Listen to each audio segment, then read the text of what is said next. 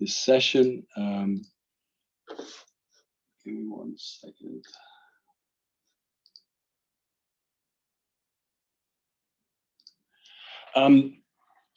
I will let Daniel.27 introduce his student.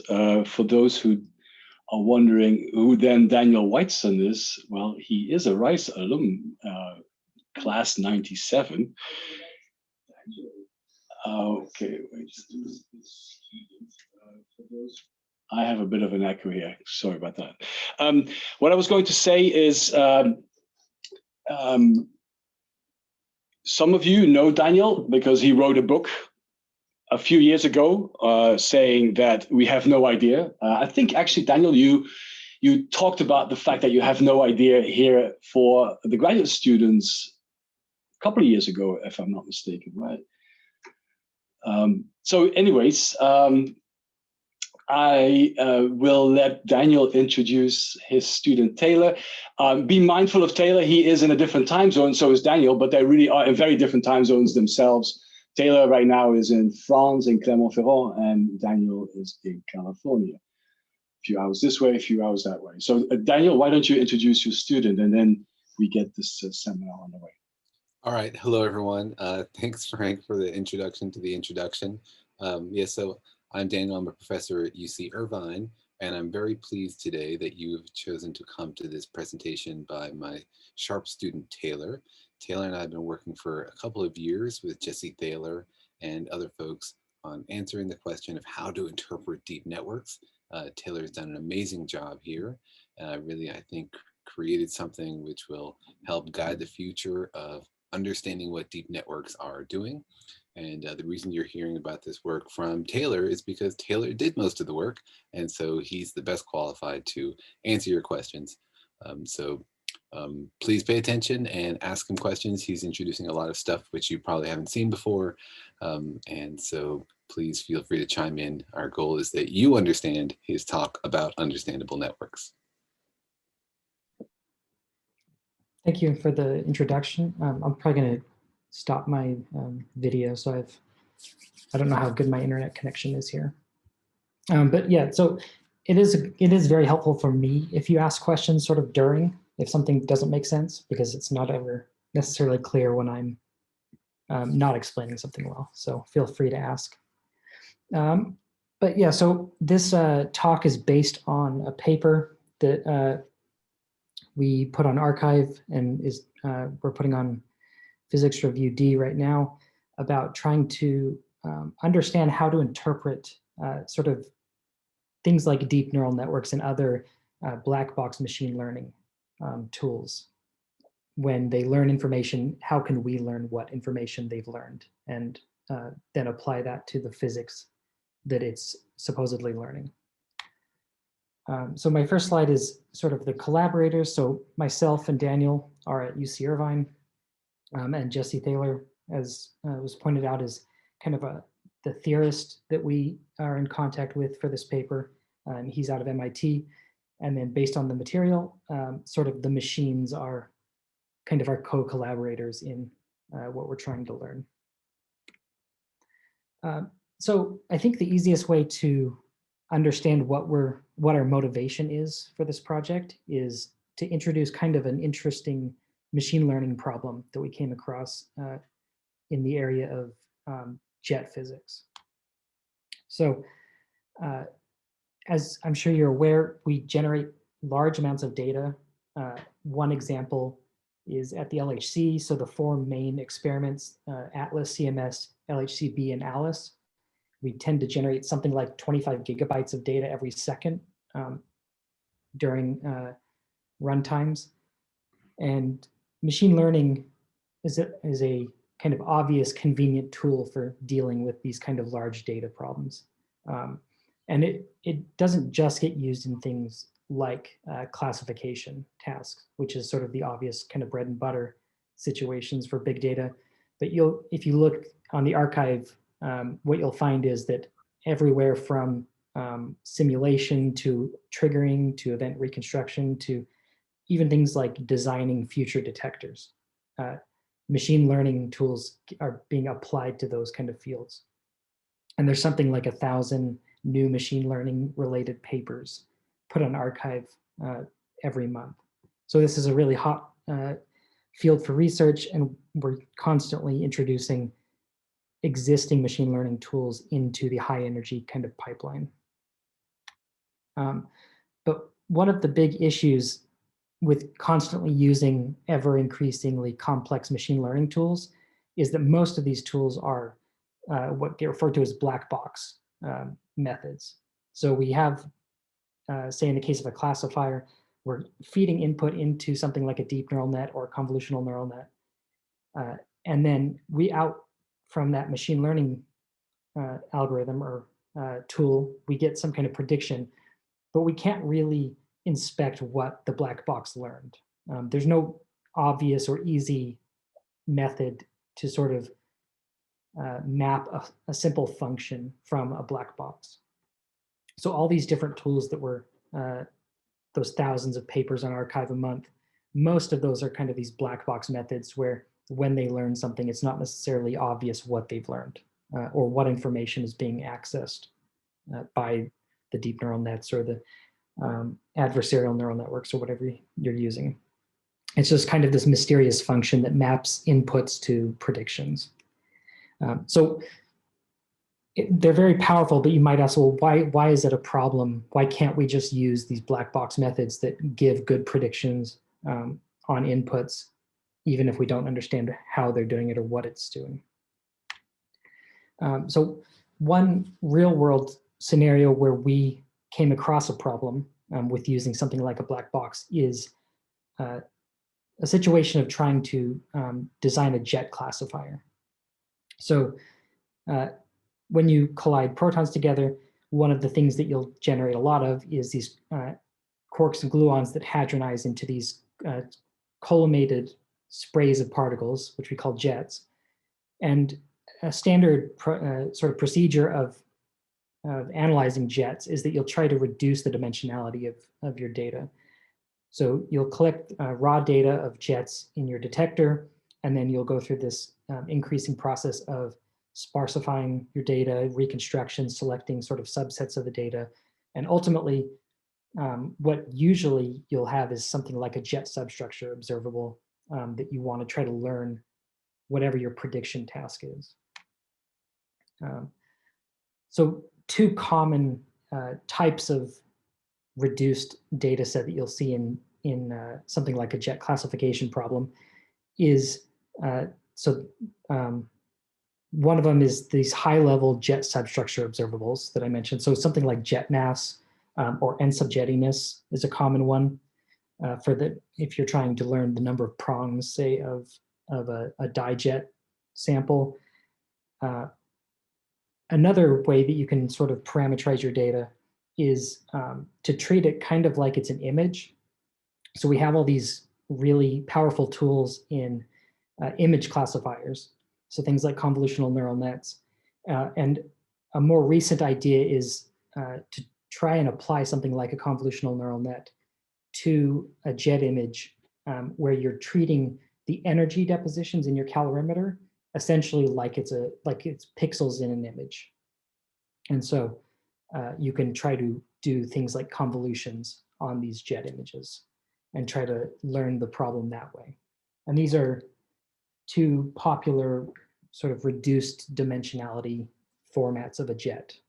And so a question we asked was, well, which version of the data is a better format for learning a simple classification problem? So the high-level jet substructure is something that is sort of using physics-motivated information, whereas a jet image is kind of treating treating the data like it's a photograph, and then just asking something like a convolutional neural net to learn the distribution of the energy in your calorimeter. And so we asked the question, well, go ahead. Sorry, I have a question about the definitions of these two versions. So how do you define the dimensionality here? Like, so are these the number of, you can say, the free parameters in all of these, or what is it's that? essentially the size of your input. So say, for example, in the case of a jet image, our jet is, the image is basically a 32 by 32 grid. So like a 32 by 32 pixel image. So the dimensionality of that is 32 times 32. So what, 1024? Whereas in the case of something like jet substructure, these are very simple one-dimensional inputs. So if it takes 10 jet substructure observables to learn the problem, then your dimension is essentially just those 10 features. Okay, thanks. Yeah, so the high level is an even farther reduced data set. It's sort of the minimum, the most reduced version of the data is a couple of simple 1D inputs. So we asked the question, well, which of these two sort of works better? Is it the physics motivated observables like jet mass and subjettiness, or is it kind of the machine learning approach where you treat your jet information like a photo and ask a convolutional neural net to learn the problem? And the specific classifier that we decided to try this on is a monojet versus a boosted dijet. So in the case of a boosted dijet, you get this interesting feature where as you increase the momentum of your jet, your two jets start to overlap. And this becomes a more difficult classifier of trying to learn a monojet from a dijet. Because essentially as you're, if you have this W that decays to two jets, the more boosted that is, the more they overlap and the more your pairs of jets start to look like a single jet. And so this makes for kind of an interesting, difficult image classification problem.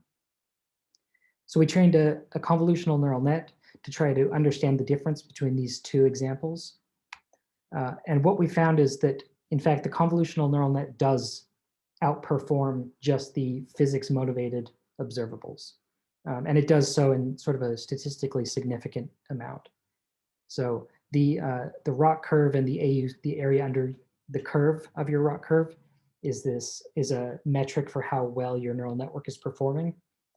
In the case of a CNN, looking at jet images, you end up with a small but statistically significant improvement over just using sort of the standard jet observables.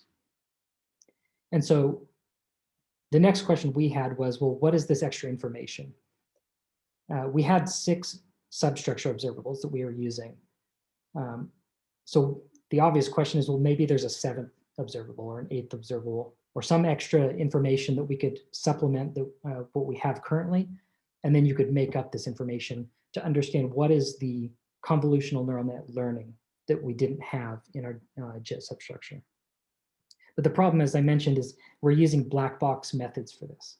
So a convolutional neural net and a deep neural net is essentially a black box. And so there's no obvious way that we can understand what the CNN is learning that isn't in the deep neural net or the boosted decision tree with jet substructure. I have another question. Sure. So in this study that you are showing here, I assume that from the previous slide that the signal is, let's say, the WW or the jet coming from the W, and the background is the QCD jet, right? Yeah, that's right. Okay, but in more, let's say going into more specific problem of let's say comparing the W plus jets kind of process with the WW kind of process, where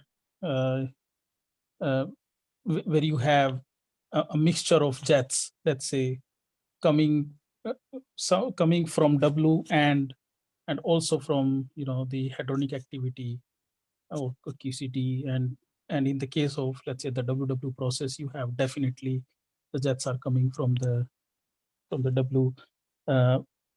Have you considered other possibilities of backgrounds instead of QCD jets only in this study?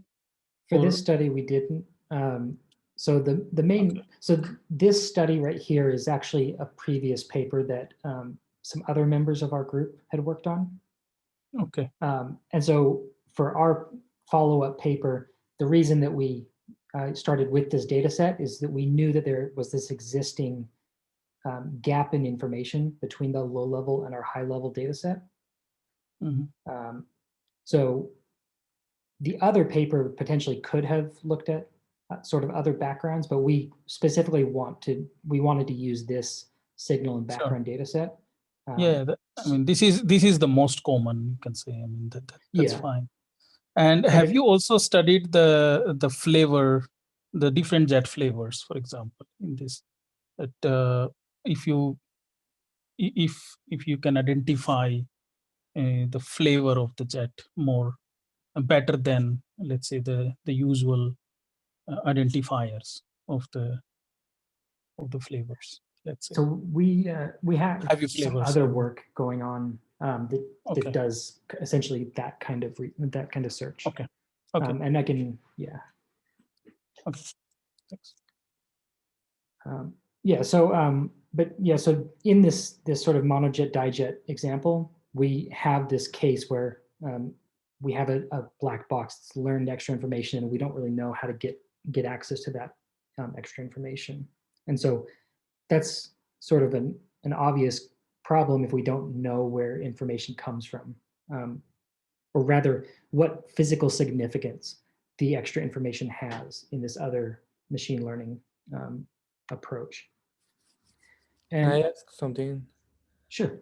So if you go back, so when you have this jet classification, I mean, you in principle, in your sample, you can look energy, invariant mass, etc., right? And then you can infer what the machine is learning, right? Based on those distributions. So it is learning something, right? Because you can plot all of these physics variables like the transfer moment or energy in the calorimetry, and then you can see how the machine is classifying these jets based on those physics observables, right? The thing is that information is already encoded in your pixel matrix somehow, right? That's the way that I see this. So you can look at the 1D observables. That doesn't necessarily mean you can understand how, say, a boosted decision tree is using that information. Well, but and also so the information is in some way encoded into the pixels of the jet images, and then the fact that there appears to be more information in the jet images than there is in the jet substructure suggests that there might be some additional jet substructure observable so I we think, would want to look for. So yes, I agree with that, and I think the reason to be is that the dimension, if we are at the level that we can not do any more one-dimensional codes for analysis in linear physics. So by looking into this 3x2 pixel matrix, you encode more information because this is now a multidimensional analysis, right? As opposed to one single linear code in every single 1D distribution. But essentially what we find, and so I'll show this later on in the slides, but we are able to find another 1D observable that when you include it, it gives you the same performance as the jet image. So it turns out you can add one more jet substructure observable and then get the same performance. Okay, I would wait. So it's not necessarily just an improvement just because of the dimensionality. So some additional problems just beyond the fact that we're using a black box and we don't really understand or know the physical significance of this missing information. It becomes difficult or even impossible to sort of validate your data or do things like measure systematic uncertainties on your data sets for something like a jet image. That's a possibility with 1D observables. You can sort of plot your histograms of invariant mass or end subjettiness and make corrections. That's not really something you can do easily or at all with something like a jet image. And then there's also some obvious practical kind of pragmatic issues of jet images are just much larger. The larger the dimension of your data, the more storage it requires, the more memory it requires when training, the more intensive the training usually has to be in order to kind of suss out useful data. So all of these things combined make it a really tantalizing prospect to be able to encode the same amount of performance that you get from something like a black box into a really simple neural network or machine learning approach that uses only 1D observables that you can understand in terms of the physics. So this is our motivation, and a couple of slides here show that this is a very common problem. So it's not just this dijet monojet case. We have a couple other papers where we look at, for example, a Higgs classifier. So you have these, again, it's a signal and background, but now it's two different Higgs processes. And we have sort of an equivalent high-level and low-level version of our data. So in the low-level case, we're mainly looking at things like jet PT and different kinematics, so missing transverse energy. And then there's a high-level version, which is the different invariant masses of kind of the sub-processes of our two Higgs processes. And you see the same sort of gap in the high level and the low level, where the low level version of the data performs much better than the high level. Or there's another paper we did where we look at electron classifier, and it's the same sort of large gap in the low level version of the data outperforms the high level pretty significantly. So it would be convenient if we had kind of a one size fits all method of translating from something like low level to high level that we could apply to any of these different situations. So that's essentially what we tried to do. And this is how we try to solve the problem. And there's a few different ways that you can approach this kind of problem of having a low level and a high level method where the low level outperforms. So one of them is just to ignore the low level version. So to commit to only using sort of interpretable models. And this is kind of not ideal for obvious reasons, being that you just lose all the performance that you would have gained for using sort of more modern techniques. So all the different advances that people have made in big data analysis, you just have to ignore if you want to commit to only using interpretable models. Another approach that some people have made is to take something like a black box deep neural net and then sort of modify it in interesting ways to make portions of it interpretable so that you kind of get the benefits of a more complex deep neural net, but then there's sort of sections in which they're interpretable and you can try to understand them. And one example I give is Microsoft Research has some interesting papers about how they apply sort of this approach to different healthcare learning models. The third version is essentially what we try to do. So in our approach, we're going to just use the black box, so something like a deep neural net or a support vector machine. And then once you've learned the information with those black box methods, we're going to apply a method to then sort of translate the learned information into a space that we can understand and interpret. And so there's two main advantages to this. The first being that however much performance you can get out of your data with whatever method you want to use, you can go ahead and just use all of that performance. You don't have to sort of lose training performance at the expense of interpretability. And the other is that you can use any model or training method that you want. So if a deep neural net seems to do the best on your problem, then you can use that. If a boosted decision tree, or in other examples that we've looked at, things like particle flow networks or energy flow networks, if they outperform all other methods, you can use those. And so it's kind of a one size fits all approach. And there's essentially three parts to our approach that are necessary. So one of those is we need some kind of low-level black box method. So in our case, in say the dijet monojet problem, the low-level convolutional neural net on jet images, that's kind of our low-level solution. And this is where the information that we're interested in exists, but it's just inaccessible. The second part is we need some kind of human readable or interpretable space where we can map that low-level solution into, so that whatever information is there that we don't know about, we can map it into the human readable space.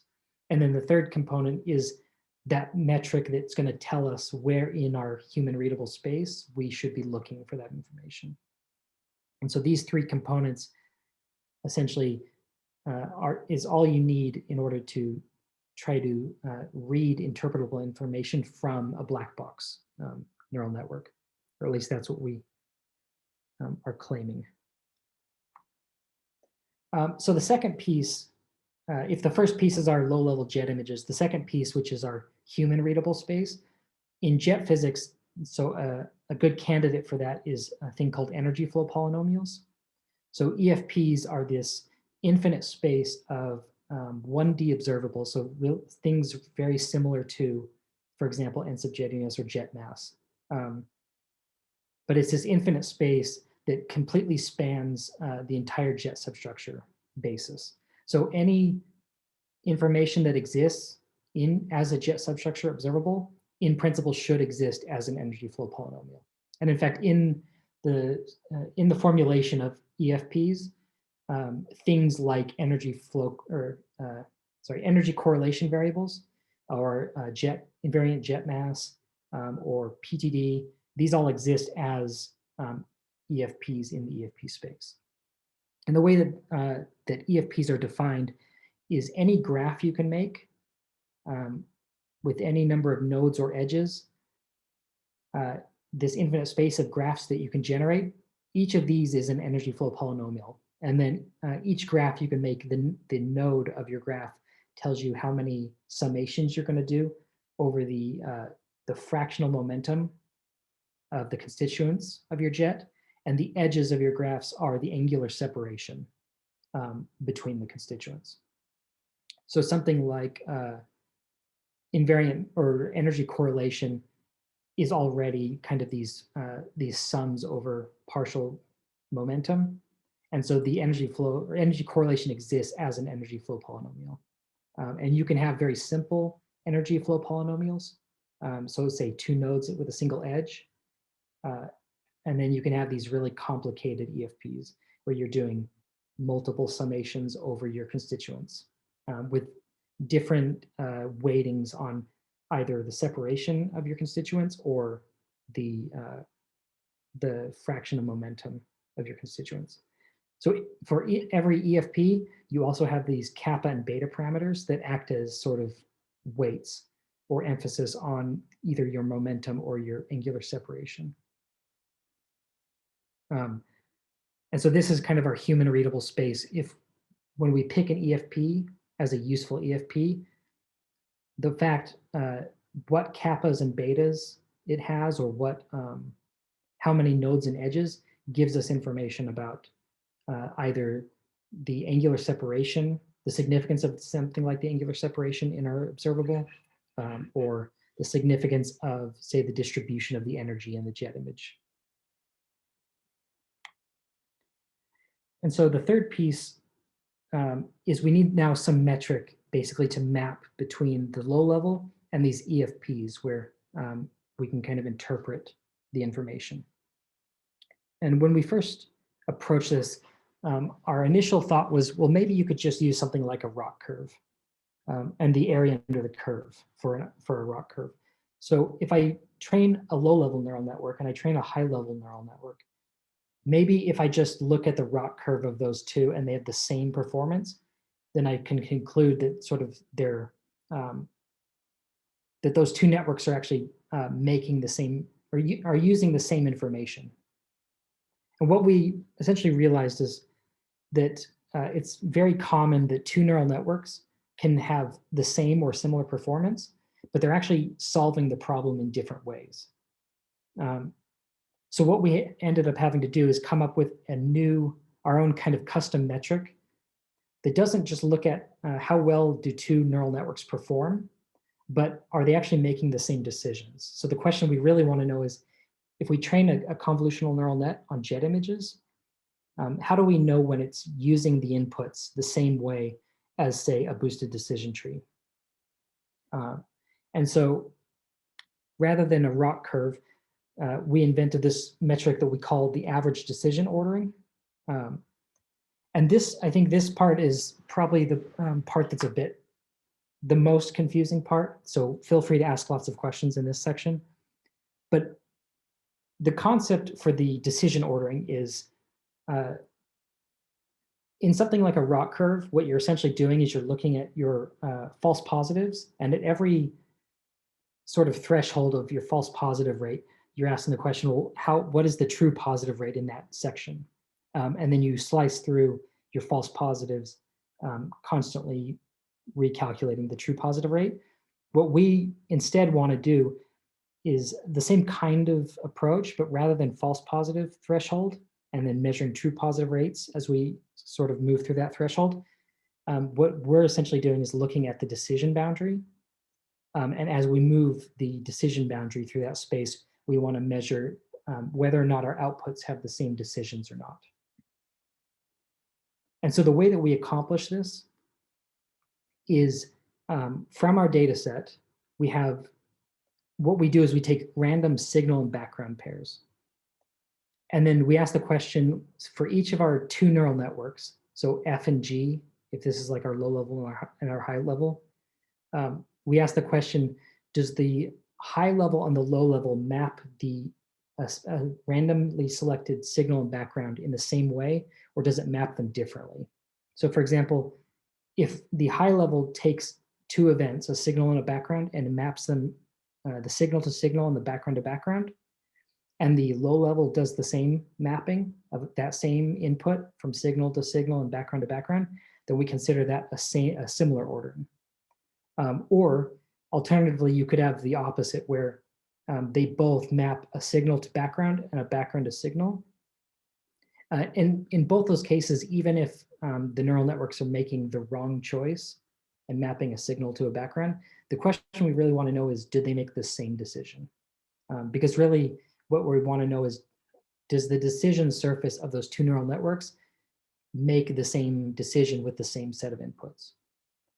And the alternative is you can have dissimilar orderings where, say, the high level takes a signal to a signal and maps a background to a background, but the low level makes an opposite choice and thinks that that set of inputs is the opposite prediction. And so what we do is we take those randomly selected signal background pairs and we look at millions of them. So we just repeatedly take pairs of signals and backgrounds, and we ask the question, do the low level and high level make the same mappings or different mappings in their predictions? And then we calculate the average over sort of many examples. And in that way, we're looking at, for millions of events, how did the two decision surfaces map all those different inputs? And in the end, that average tells us how similar the two decision surfaces of those two neural networks are.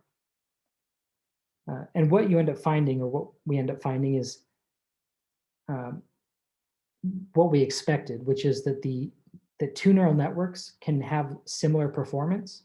So for example, these are examples of deep neural nets training with just individual observables. What you end up finding is that two observables might have similar performance. So say this energy correlation variable and subjettiness here, they end up with the same or almost the same AUC, but they're actually they have very different decision surfaces, the two neural networks trained with those. So they make very different choices with the inputs, despite having sort of similar performance. And this is our metric that we're going to use in order to tell us, when we have information from the low level space, where in the high level space do we get something like an energy flow polynomial that has a similar decision surface? So I think it might be a good idea to stop if there's any questions for this specific part.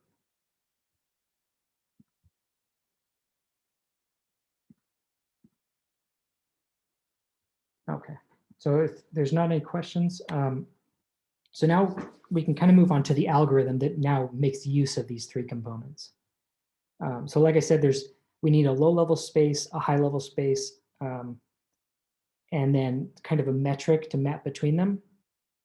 So the specific algorithm that we use is a process where we're going to sort of iteratively add new EFPs every time to try to build up a set of just 1D observables.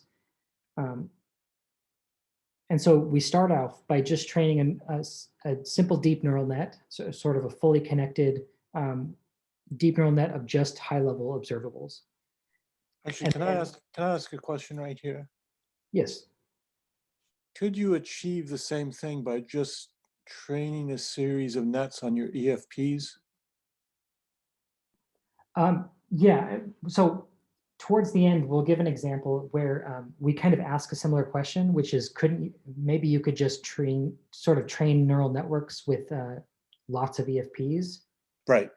And and so we kind of call this our brute force approach, where you're not really sure which EFPs are the best ones. So you just try all of them, either one at a time, or try all of them in like one big group. Right. And basically, not to spoil the ending, but what you find is that you could do that. It just is very inefficient way to do it. Okay, that makes sense. Yeah. But in principle, you can learn which EFP is the best, right? And because this is a graph at the end, you can learn what is the best graph. Probably you go to the stream to have a very dense graph or very sparse graph, but you can find something in between, learning from the data, right? Right, and so yeah, so because our motivation is in large part that we want to understand what information the CNN learned. What we really want to do is be very careful about which EFPs we pick.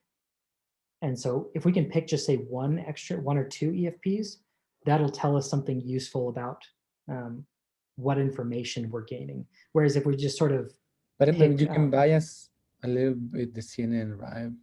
By limiting, by whether you're using a very sparse or very dense EFP, right?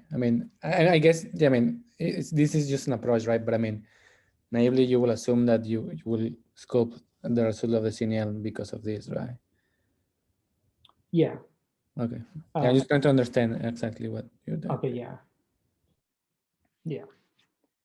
So for our algorithm, so our first step, we sort of train a neural network with just our normal, with the high-level observables we already have access to. So this is the things like invariant mass and subjettiness. And then what we do is we generate a random set of signal background pairs that we're going to look at the decision ordering of. And from this random set of pairs, what we do is look at which of these pairs have similar orderings between the low level and the high level, and which ones have dissimilar orderings. And because what we want to do is we want to isolate just the pairs where the low level and the high level disagree about the orderings. So we're kind of slicing out a subset of the latent space where the low level and the high level are in disagreement about how the decision surfaces should map those values.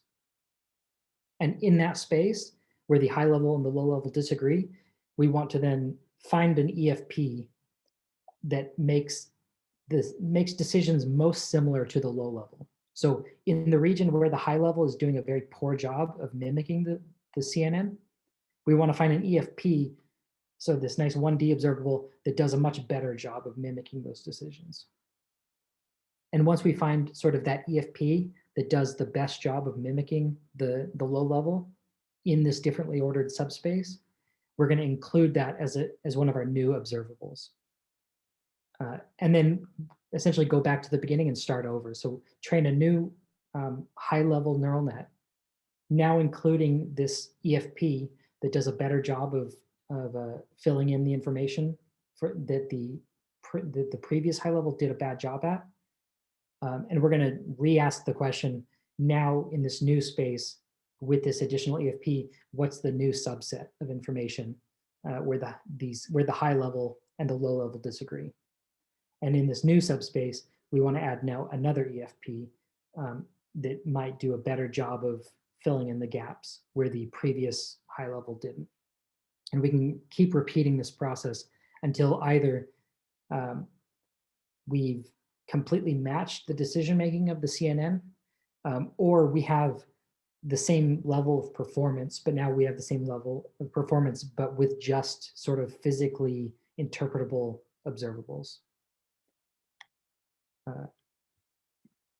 And so this is kind of my little cartoon explanation of that process. So if you kind of think about the CNN and the DNN, they essentially make similar decisions in most of the space because they already are getting kind of comparable performance, so they have to be making sort of similar decisions. But because they are making different decisions in sort of a subspace of it, essentially we're trying to take that subspace, this little subsection of the latent space, and where it does poorly, we want to find an EFP where that does well. And then when we include that EFP in there, a deep neural net should be able to take that EFP and learn information for that subspace or that subsection of the data that's useful and makes similar decisions where the low level was doing a good job. And then we want to just keep repeating this process each time, filling in this sort of differently ordered subspace. So if we do that, and we tried this with the dijet monojet case, you can ask the question, well, how many EFPs do we need to add in to recover the information? Well, so it turns out for that one, it just took one EFP. So we only had to run this algorithm one time. And the first EFP it suggested, it turned out gets within sort of the statistical uncertainty, it gets the same AUC. So we're getting the same performance as the CNN now with our original high level plus one extra EFP. And we can ask the question, well, what is that EFP that it picked and what information does it tell us? So it's this graph with the parameters kappa equals 2 and beta equals 1/2. So this graph, some details about it. So for one, any EFP, anytime you set your kappa value to anything other than 1, that makes that EFP an infrared and collinear unsafe observable. So we tend to choose jet substructure observables that are infrared safe and collinear safe, because in the case that you have sort of these soft emissions that you can't account for in the data, it's convenient to have an observable that's kind of invariant to that. And the same thing with sort of collinear. So along the axis of momentum, any kind of emissions that are sort of undetectable there, if the observable is sort of invariant to those kind of changes, then we think it should be useful to, that's sort of a useful feature for an observable. It turns out this EFP that the algorithm selected is not IR unsafe or collinear unsafe. Or sorry, it's not IR safe or collinear safe. The fact that it's a beta equals 1/2, so the beta parameter again is the angular separation, is the weighting on the angular separation. So the fact that it's beta equals 1/2 suggests that it's sort of probing small angle behavior in the jet image. And then each of these graphs, sorry, go ahead. Yeah, can you remember what you mean by small angle? So this is the angle with respect to what? So it's the angular separation of, in the case of jet images, it's the angular separation of the pixels. So it's essentially saying that the separation between, say, neighboring pixels, this EFP is more sensitive to sort of that fine-grained detail between between pixels that are closer together, as opposed to information in pixels that are spread out from farther from one another. But I mean, this has to be with the direction of the jets, basically, right? Yes. So yeah, just trying to understand. So, but we know that CNNs are invariant to rotations and translate to rotations, so they don't have any information about angle, right? So that's basically what you're inferring from this EPS, right? I'm not sure. So I don't think it relates necessarily to the rotational invariance. Okay. It's really a distance measure. Yeah, so it's a distance measure between, in the case of jet images, it's the distance measure between the pixels Right. in your jet Oh, image. so it's not so then basically what we're getting is that because this seems to be in some cases sparse data, the graph works better with sparse data than a CNN, right? Because so it tends to be very sparse data, but what we'll see in a couple slides later is that it's often the case that it will pick EFPs with a larger beta. So it's probing wider angle behavior. yeah, I'm confused about this angle. Well, go ahead, sorry. Well, so essentially, one way you can think about the difference between the sort of wide angle and small angle behavior is because we're looking at these dijets that are boosted, and so they're overlapping, it sort of suggests that what the neural network is benefiting from is looking very closely at neighboring pixels and trying to distinguish between, say, jets overlapping very close to one another. Whereas if it was, say, beta equals 2, that might instead suggest that what it's actually doing is it's looking more at how far separated out pixels are, and it's benefiting more from that information, from pixels being sort of spread out more. But I have to say, I find this intuitively correct, because we know in jet physics, we're always sort of ignoring all this non-infrared safe stuff, but it's there. I mean, that's what really physically is going on, right? Yeah, so it's all, I mean, it's there, and we're largely, we try to ignore it because it's inconvenient to map. It's inconvenient. Right? So it's hard to get from jet level to parton level when you include that stuff.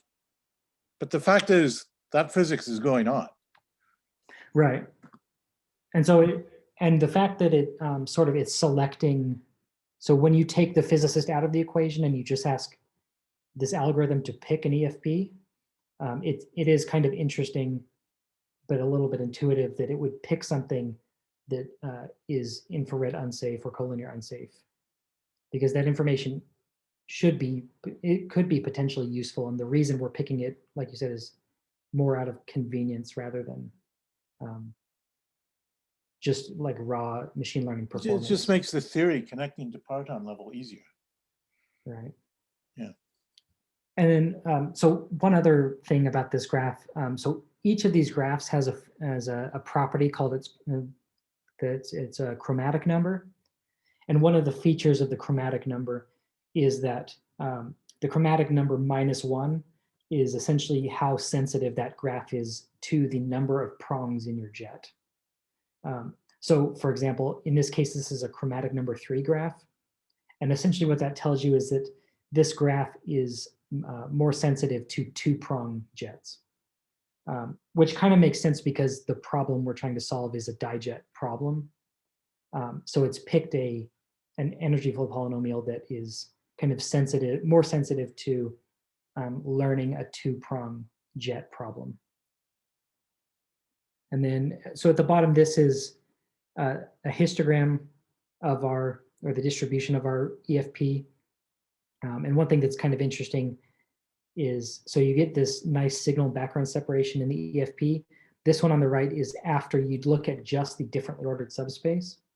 And it kind of makes sense when you look at the signal background separation that these would be the events where 2 neural networks potentially disagree a lot about what's the sort of best way to map the signal and background pairs. And it's interesting, so even though you don't have a very distinct signal and background separation, there is information in there that's useful for something like a deep neural net to use to then improve and get this higher AUC that matches the convolutional neural net. So that's kind of a nice result. So we can start with our existing high-level observables and then add one EFP. We had sort of a second question or a follow-up interesting question, which is, so you can start with existing jet substructure, but what if you just ask this algorithm to pick all the EFPs, or rather to pick all the observables for you from the EFP space? So kind of start with the minimum set of physics information, and then let the algorithm tell you which EFPs it thinks best fills out the rest of this data. And so we did this starting with, the only information that we started with is the jet mass, so the invariant jet mass. And then you kind of have to include the jet PT as a way for the energy flow polynomials. You need sort of a reference so that the neural network knows some scale for the EFPs. But starting with just those two things, we repeatedly ran this guided algorithm. And each time it picked a new EFP, and each time that EFP added useful information so that the deep neural net improved every time. And by the seventh pass, or rather the seventh EFP that we tried to add, we had reached the same performance that the CNN had learned, and also the same performance that the 6 high level plus 1 extra EFP had learned. How was the order chosen of how these got added in?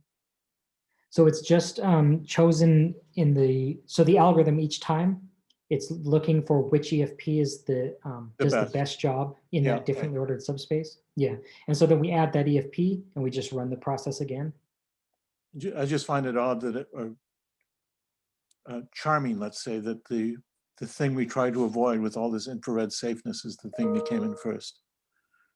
Right, and so not only did the previous algorithm where we just picked one EFP, that was infrared and collinear unsafe. Essentially all of these graphs, nearly all of these graphs, are also IRC unsafe. So the first EFP it picks is kappa equals 2, so that's IRC unsafe. This one, kappa equals 0 also. You don't get an infrared safe EFP until number 4, and then number 6.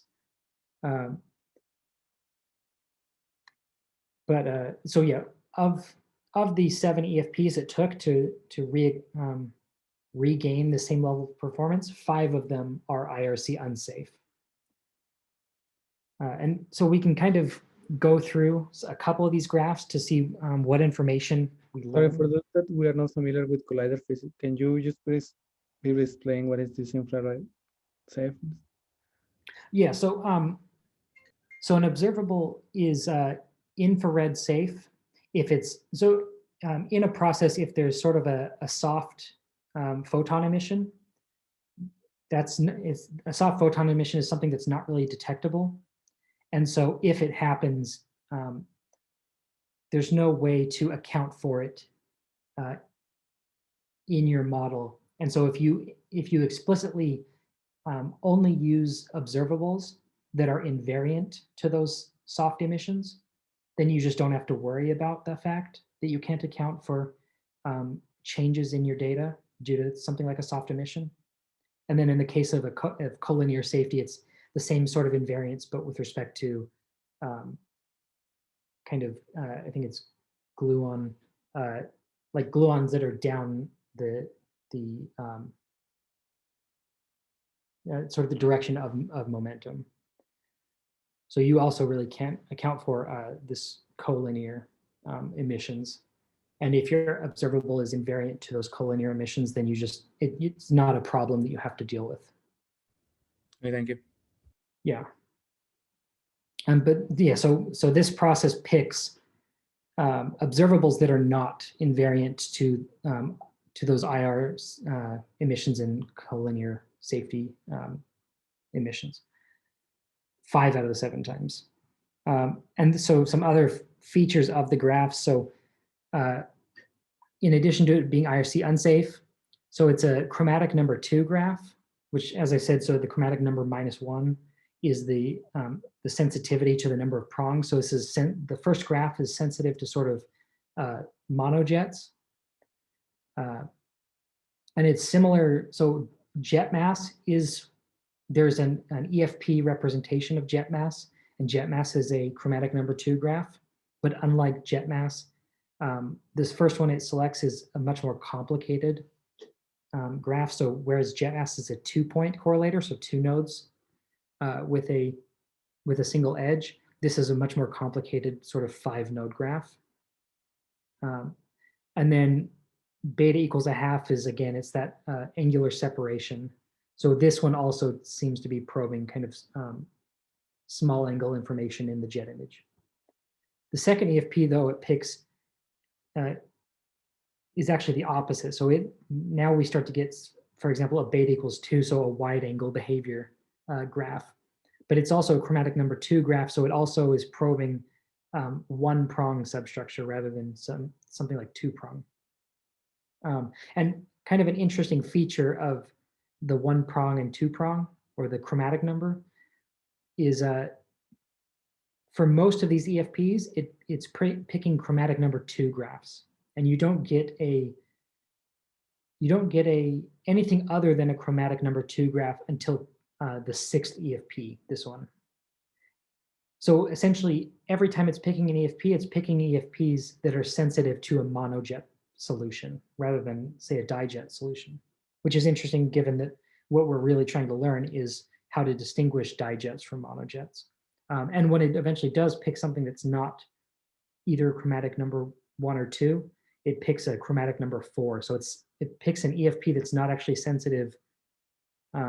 It's picking something that's sensitive to 3-prong jets for some reason. The third pass-through, so this single dot graph, this one's kind of interesting because it's an existing EFP, or it's an existing observable that we know about, but we didn't use in our previous studies, which is jet multiplicity. So this algorithm naturally just selected jet multiplicity as something useful without us thinking to add it in from the beginning. And we can kind of keep going through, but those are sort of the interesting features of these EFPs. But the overriding interesting feature of this study is really just how unconventional the EFPs are. So most of them are IRC unsafe. Most of them are probing sort of monojet information.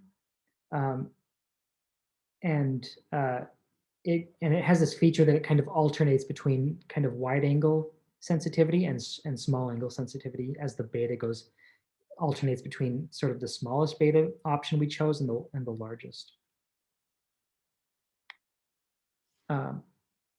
So this is what we're referring to as our black box guided. This slide, I think, addresses a couple of the questions that were asked earlier and kind of questions that we had. So one of them is, like was pointed out earlier, if you have this space of EFPs, conceivably you could just kind of check lots of different EFPs and see which one gets the best performance. And that doesn't necessarily guarantee, or it doesn't necessarily tell you that the information that you're missing from something like a CNN is the EFP you chose. But you could potentially, if you just are interested in kind of maximizing performance, so why couldn't you just try lots of different EFPs? And so we did a study where we do that we're referring to as brute force here. So essentially, what we did is started out with our 6 high-level observables, and we just tried every EFP. So you add an EFP and train a neural network and see how well it performs, and then try a different EFP, and just iteratively keep trying different EFPs. And then whichever neural network with whichever EFP did the best, that's our new sort of deep neural network. And then we go through all the EFPs again and just try adding in additional ones. and sort of iteratively build things up that way.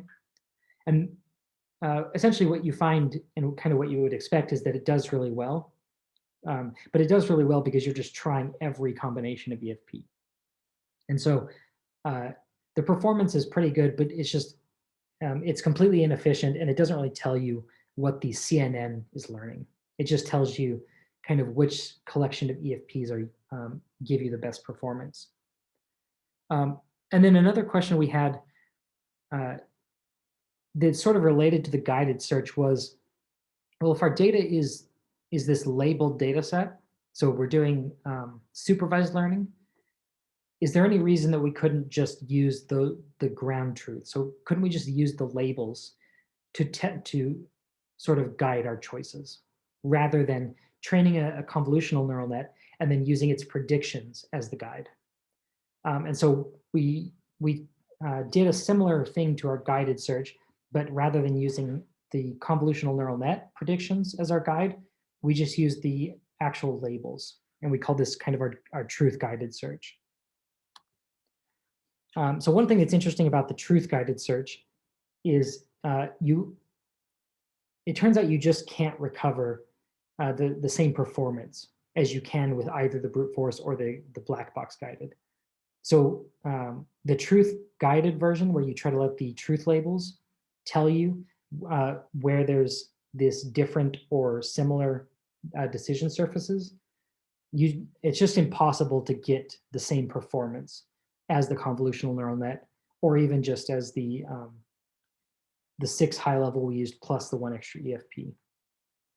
And we think the reason for this probably is that in the case of the truth guided, what you're actually trying to do there is use truth labels even in situations where knowing the truth information is not necessarily a helpful or useful piece of information for a neural network.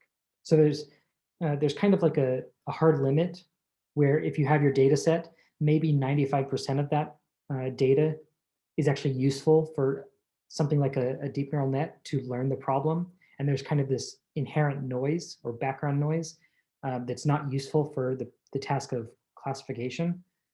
And so if you're sort of rigidly sticking to, I'm going to let the truth guided information tell me when I've got either a similar or dissimilar ordering, what you're going to end up doing is getting down to a subset of events where there's not really useful information to be learned from it, but it keeps on telling you that there's dissimilar orderings there. And so you keep on including these not particularly useful events in your training.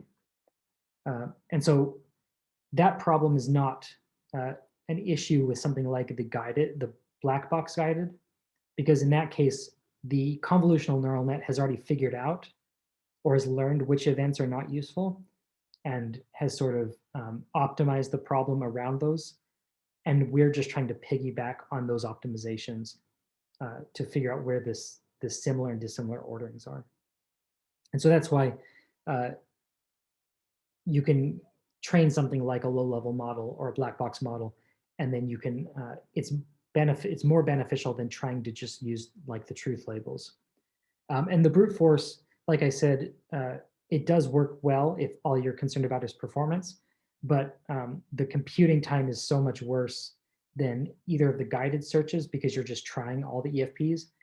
And essentially, just to run one pass, one training, one EFP selection with this brute force method, the entire time it takes you to do the black box guided is the same time it takes to do just one pass through brute force. So it's kind of not useful, especially given that with things like deep neural nets, you do a lot of hyperparameter optimization. So it's really unfortunate if you have to train a model that takes 20 times longer, only to then ask the question, well, maybe if I change my learning rate, it'll do better. And so you change your learning rate, now you need to run this model that's 20 times slower than the guided search. So this is kind of our conclusion slide. So in general, we don't there's not really any reason to expect machine learning new methods to get simpler or more interpretable. Most likely they're going to become more complex and more black boxy and more opaque. So methods like this, where you can either find ways to make the talk interpretable, or you can convert information into an interpretable space, are going to become more necessary as we come up with new methods. And in particular, it's really important when dealing, especially with things like machine learning in physical sciences, that we understand the models that we're using. So it's not, if you're training sort of just like an image classifier to distinguish between cats and dogs, it's not that important to understand why a neural network does better when doing that task. But in something like distinguishing jets, there's important physical significance to understanding why does this new method do better and what new information is present there. So essentially, what we argue in the paper is that we should avoid using opaque solutions without some kind of context or information to tell us what information is either being gained or lost by using sort of these black box methods. And often these black box methods are useful for telling us how much information is present in a certain problem. But it's important to take a second step to then understand or try to map that information into something interpretable. So essentially, any kind of black box method is that is giving us answers. We shouldn't really view that as having understood the problem if all we've done is train a black box model to make predictions on that. So I'm happy to answer any questions in addition to what we had during the talk. All right, thank you, Taylor. I think we had a lot of questions during the talk. Still, if there are any follow-up questions, please feel free to unmute. Hi, I just one other question. So we know that CNNs can have the issue of imbalance. And basically, in your case, you have like mono jets and two jets. So have you looked into the imbalance of those? Because that can bias your loss function, therefore your training, right? Because one and one other can have more pixels, therefore bias the training. Have you looked into that? For this specific data set, so no. For this, I don't think we did anything. I mean, there's sort of a standard pre-processing for these jet images, but there wasn't. I don't think. Now that I have to think about it now, I don't think we did anything specific to deal with a pixel imbalance like that. But because it was already the better performing of the two, the goal wasn't necessarily to try to improve the CNN by changing the pre-processing. We sort of already knew there was that it was performing better than the high level. I mean, even you can further improve that if you look into that, right? I mean, you can improve further this if you look into that, because that may be a potential issue that limited your scan. Yeah, that's true.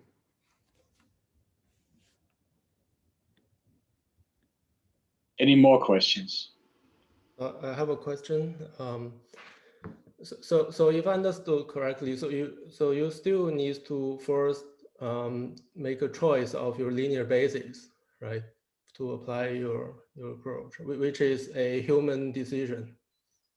And yes, so let's say for general problem, it's not guaranteed that you can find it, or may not be obvious that you can find such a basis. Is that correct? Or is there a general recipe that you can always find the proper basis to? No, yeah. So yeah, you're right. You have to, in some fashion, you have to have a basis that you have to have some kind of existing basis that you can map the information into. And in some sense, in order for it to be interpretable, that would need to exist in some form. Like there needs to exist some kind of interpretable either basis or set of functions that you could interpret them into. But yeah, this method does rely on there existing some kind of something like energy flow polynomials for whatever the problem is that you're trying to solve. So yeah, let's take this problem as an example. So I want to, so did we learn any physics out of it, or it's just that we express the black box as a parameterization in terms of the EFP? So what physics? So one of the big potentially physics related pieces of information is just how prominent IRC unsafe observables are. So you can find in the literature where people speculate that the fact that that our observables are almost always IRC safe is potentially leaving out lots of useful observables or information. And the fact that this algorithm sort of reliably picks infrared and collinear unsafe information sort of suggests that that's a fruitful place to look. Okay, thank you. So the fact that so in the case that when we started with the existing high-level observables, the fact that the first one it picked is sort of sensitive to narrow or small angle behavior is sort of the kind of physics interpretations that we think is kind of the most useful. Yeah, I mean, the high level observable, we know that it's missing physics, right? For convenience, we dropped all the IRC unsafe information. Yeah, and so, but I think part of the part of the objective here is that you don't necessarily have to lose that information. Right.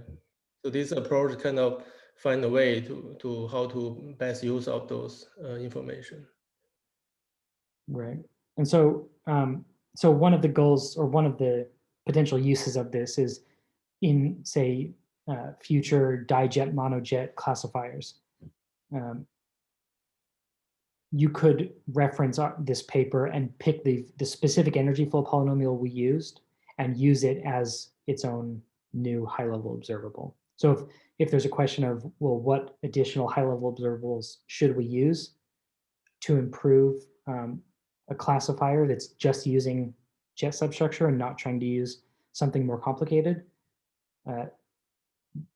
we've now picked a useful energy flow polynomial that's worth being sort of the first one that we try. Okay, I see. Thanks. Mm-hmm. Okay, I think we're at a time where it's also pretty late for Taylor, considering he's in France. What I'll do is I'll stop the recording right now. Let's thank Taylor for really an interesting talk. Everybody knows about Zoom, so you know where you can find the clapping hand symbol. And I'll stop the recording. I will leave the room open